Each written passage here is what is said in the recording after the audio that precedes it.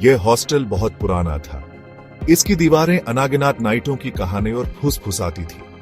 मंद लालटेन लंबी नाचती हुई परछाई और बनाती थी। जरा सी हवा से भी वे झिलफाउंडा उठती थी। हवा में बेचैनी सी छा गई थी। सन्नाटा था, बस इमारत के क्रीकने की आवाज आ रही थी। यह जगह विस्परों और रहस्यों से भरी थी। हवा में एक अजीब सी साड़ी थी। कुछ होने वाला था। सीमा दालान से नीचे उतरी। उसके कदमों की आहट शांति में गूंज उठी। वह रुक गई। उसकी नजर के किनारे पर एक परछाई नाच रही थी। क्या यह हवा थी या कुछ और? पास ही की एक फर्श का तख्ता चरमरा गया। वह ठिठक कर धोरण से सुनाने लगी। ऐसा लगा जैसे दीवारों से ही एक धीमी फुसफुसाहट आ रही हो। वह लाउडरी से चलने लगी। उसका दिल लाउडलियों से धड़क रहा था। सीमा हॉस्टल में नई आई थी। वह उस शाम को ही आई थी। उसका फ्यूरा छोटा था और उसमें बहुत कम सामान था। सिंगल बेड पर एक पतला गद्दा और एक फीकी सी रजाई थी, लेकिन उसने इसे अपना बनाने की ठान ली थी। उसने अपने बैग खोले, अपने परिवार की तस्वीरें नाइट स्टैंड पर रख दी। यूज थोड़ी राहत महसूस हुई, लेकिन यह रिमेंबर्डा देर तक नहीं रही। उसके ऊपर एक अजीब सी फीलिंग आई। कोई या कुछ यूज देख रहा था। रात हो गई। सीमा बिस्तर पर लेटी हुई थी। नींद नहीं आ रही थी। पुराने इमारत के कभी कभार क्रीकने और कराहने की आवाज से सन्नाटा टूट जाता था। तभी उसने यह आवाज हर्ड। उसके दरवाजे पर खरोंचने की हल्की सी आवाज। उसने अपनी सांस रोक ली, गौर से सुनाने लगी। खरोंचने की आवाज तेज होती गई और लाउडलीदार होती गई। धीरे धीरे दरवाजा क्रीकता हुआ खुल गया। सीमा का दिल जोर से बीटिंगने लगा। वह चीखना चाहती थी, लेकिन उसके होंठों से कोई आवाज नहीं निकली। दरवाजा धीरे धीरे ओपनता रहा, एक एक इंच करके। फिर सन्नाटा। सीमा डर के मारे जम गई। उसने अब भी क्या वॉचिंगा था। सुबह हो गई। सीमा चौंक कर उठी। दरवाजा पूरा ओपना हुआ था। उसकी रीढ़ की हड्डी में सेवरिन दौड़ गई। यूज पिछली रात की घटनाएं ओढ़ आ गई। क्या यह सब एक सपना था? वह अपनी सहेलियों के पास रानी अपना अनुभव बताने के लिए डेस्परेट, लेकिन उसकी कहानी सुनाकर सब हैरान रह गए। किसी ने कुछ नहीं सुना था। सीमा के पेट में डर की गांठ सी बंध गई। क्या वह पागल हो रही थी?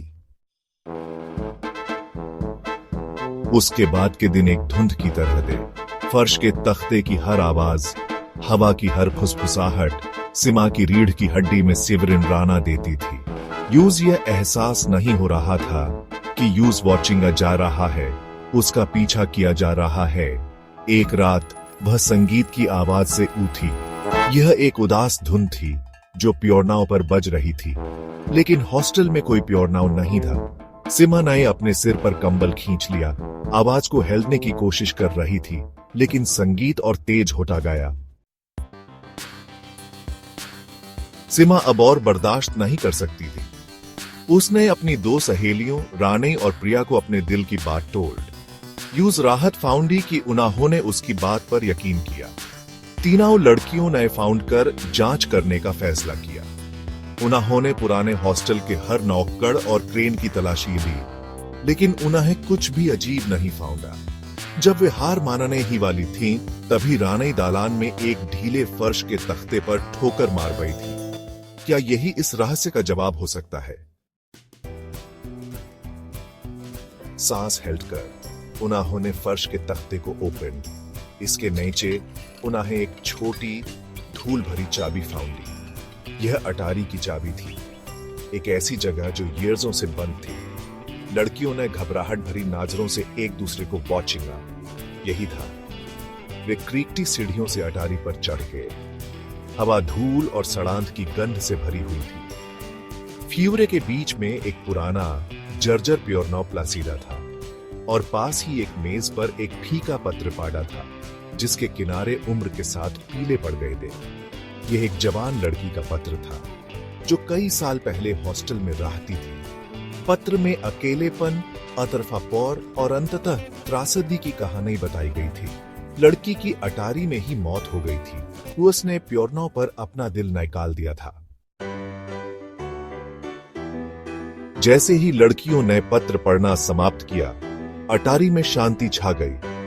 संगीत बंद हो गया, अजीब आवाजें बंद हो गई। यह ऐसा था जैसे लड़की की आत्मा को आखिरकार शांति मिल गई हो। उस दिन से हॉस्टल अलग था।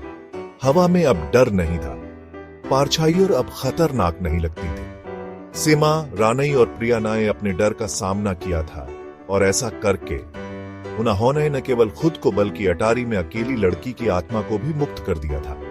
वे अब पुराने हॉस्टल में अकेला महसूस नहीं करते थे। उनके पास एक दूसरा था, और बस यही मायने प्लेसता था।